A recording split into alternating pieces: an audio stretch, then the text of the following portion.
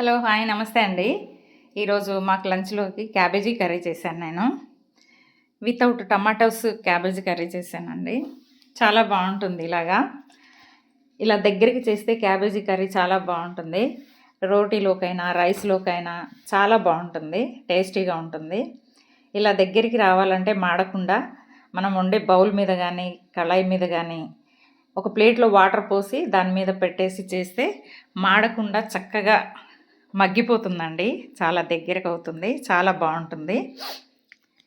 ఇంకా ఈ క్యాబేజీ కర్రీలోకి వేరే పచ్చళ్ళు ఏదైనా కారప్పొడి కానీ ఏదో ఒక పచ్చడి నేను చేస్తూనే ఉంటాను.